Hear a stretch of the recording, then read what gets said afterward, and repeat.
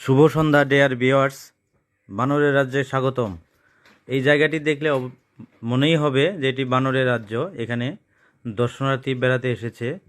এখানে আসলে প্রচুর পরিমাণে বানর দেখা যায়। মধুপুর এরিয়াতে কেউ বেড়াতে আসলে অবশ্য এই জায়গাটিতে আসতে হবে। এখানে বেড়াতে না আসলে বা এই জায়গাটি না দেখলে অপূর্ণতা রয়ে যাবে। মধুপুর রাবার বাগানের বিভিন্ন জায়গাতে বানর দেখতে পাওয়া যায়। তো অন্য জায়গার চেয়ে এই জায়গাটির পার্থক্য হচ্ছে এখানে বানর মানুষকে দেখে ভয় পায় না বা ভয়ে পালিয়ে যায় না। মানুষ খাবার দিলে, যেমন মুড়ি, চিপস অথবা বাদাম মানুষের হাত থেকে বানর নিয়ে যায়। এখানে বানর মানুষের হাত থেকে খাবার নিয়ে অভ্যস্ত, যার ফলে বানর ভয় পায় না। জায়গাটি মধুপুর এরিয়াতে হলেও এটি ফুলবাড়িয়া উপজেলায় পড়েছে। সন্তোষপুর রাবার বাগানের পাশেই এই জায়গাটি, যেটি ময়মনসিংহ জেলায় অবস্থিত।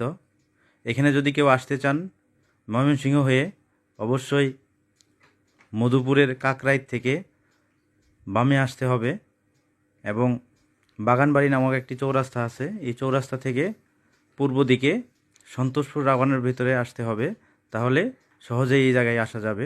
সবাইকে জায়গাটি দেখার আমন্ত্রণ জানিয়ে শেষ করছি। খোদা হাফেজ।